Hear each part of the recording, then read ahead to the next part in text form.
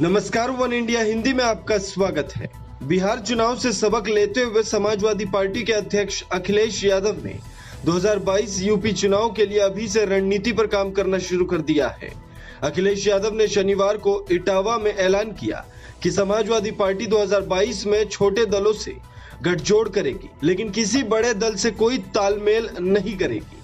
उन्होंने बिहार चुनाव को लेकर बीजेपी पर धोखा देने का भी आरोप लगाया है।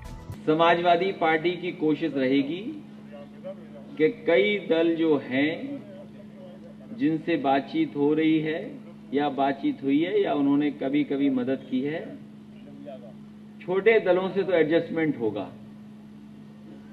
लेकिन बड़े दलों से कोई गठबंधन नहीं होगा।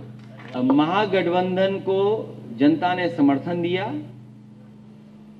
पूरा समर्थन जनता का उनके साथ था, सीटें भी लगभग जीत गए थे। इतना बड़ा धोखा लोकतंत्र में किसी के साथ नहीं हुआ होगा जितना धोखा भारतीय जनता पार्टी ने वहां के लोगों के साथ किया है और महागठबंधन को बेईमानी से हराया है।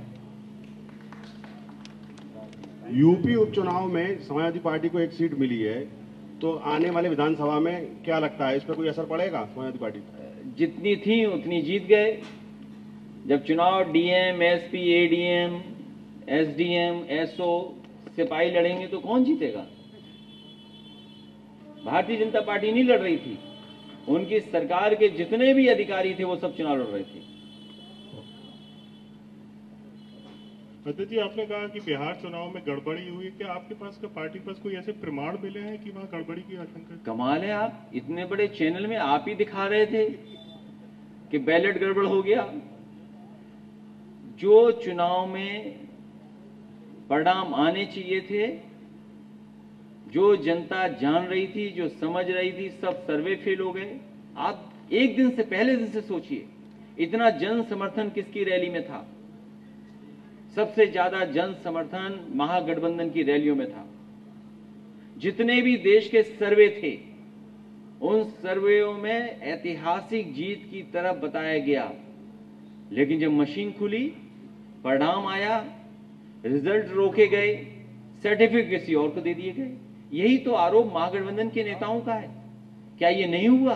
अखिलेश ने चाचा शिवपाल सिंह यादव की प्रगतिशील समाजवादी पार्टी से गठबंधन के संकेत देते हुए कहा कि अगर मिलकर चुनाव लड़े और स्थिति बनी तो चाचा शिवपाल को कैबिनेट मंत्री बनाएंगे।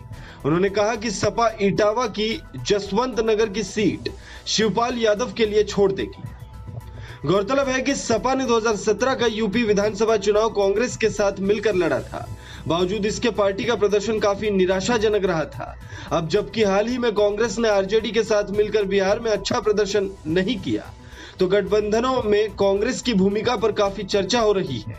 इस बीच अखिलेश यादव ने साफ कर दिया है कि वो किसी बड़े दल के साथ मिलकर चुनाव नहीं लड़ेंगे। इस खबर में फिलहाल इतना ही। तमाम अपडेट्स के लिए बने रहिए वन इंडिया हिंदी के साथ।